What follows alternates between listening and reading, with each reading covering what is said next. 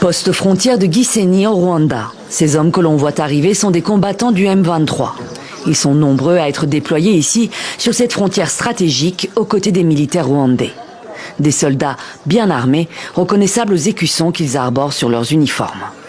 Au poste frontière, les va-et-vient continuent. Un flux d'hommes, de femmes et d'enfants quitte la RDC et passe au Rwanda. Ici, c'est entre autres le personnel de la Banque mondiale. Mais les civils ne sont pas les seuls à quitter Goma et ses environs. Plusieurs dizaines de soldats roumains appartenant à une société militaire privée sont aussi à Gisenyi. Des paramilitaires contractés par Kinshasa en appui de l'armée congolaise. À quelques kilomètres de là, à Goma, règne un calme précaire. Le sort de la ville semble scellé ce mercredi. Les combattants du M23, soutenus par l'armée rwandaise, en occupent désormais la quasi-totalité. C'était un peu menaçant avec les coups de balles qu'on entendait, on a fait un peu peur. On nous a coupé la connexion, donc on est coupé du monde. C'est un peu ça qu'on réclame, qu'on remet le courant et la connexion. Mais surtout, à part ça, ça va. L'aéroport est tombé, le siège du gouvernement provincial a été pris et nombre de soldats congolais ont fui. Dans certains quartiers, on assiste à des scènes de pillage. C'est dans ce contexte particulièrement tendu que s'est tenue une réunion d'urgence du Conseil de sécurité des Nations Unies.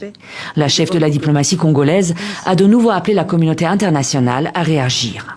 Il est temps maintenant pour le Conseil de sécurité d'agir. Des millions de personnes ont été déplacées. Des milliers de personnes sont piégées dans la ville assiégée de Goma, avec un accès restreint à la nourriture, l'eau, l'électricité. Des vies innombrables ont été perdues. Ça suffit. Une nouvelle tentative diplomatique a échoué mercredi. Le président congolais Félix Tshisekedi a refusé d'assister à une réunion avec son homologue rwandais Paul Kagame.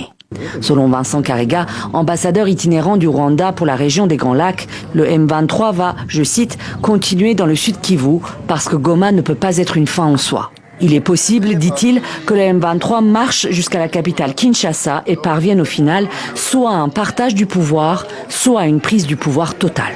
Une éventualité toutefois peu probable selon de nombreux experts.